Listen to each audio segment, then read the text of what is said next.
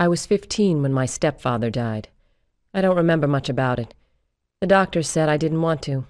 Selective amnesia, they called it. Whatever it was, I thanked God for it.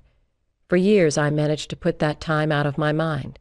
For years, everything was fine. Until the Snow case.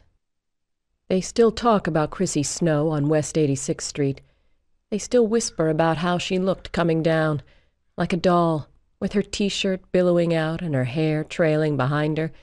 She didn't claw at the air or put out her hands in any desperate attempt to stave off the inevitable. She simply came down, fast.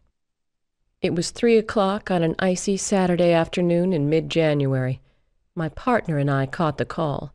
Chrissy was still warm when we got there. Even sprawled on the sidewalk in a pool of blood, she was lovely, with a mass of soft bronze hair and ebony eyelashes that beat any they sell over the counter. She couldn't have been much more than 16, 17 at most.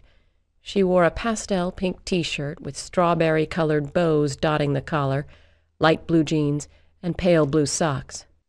She was on her stomach, her hair fanned out, blood trickling from her ears, her right leg bent at an impossible angle. Stab wounds punctured her chest. Her right hand gripped a panel of curtain.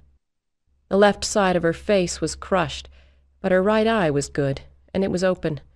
She moved her lips, struggling to speak or breathe, but nothing came out. Nothing but a bubble of blood. Seconds later, her struggle was over. "Such a pretty girl," said an inner voice.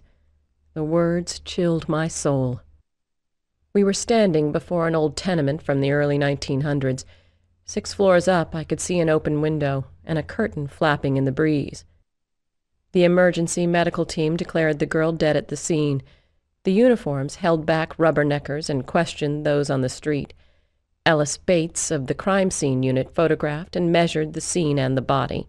My partner and I checked her for ID. Lee went through her pockets.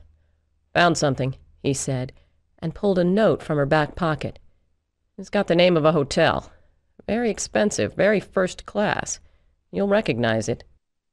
When I saw it, I did. The place was swanky, all right. Nothing you'd think a kid could have afforded on her own.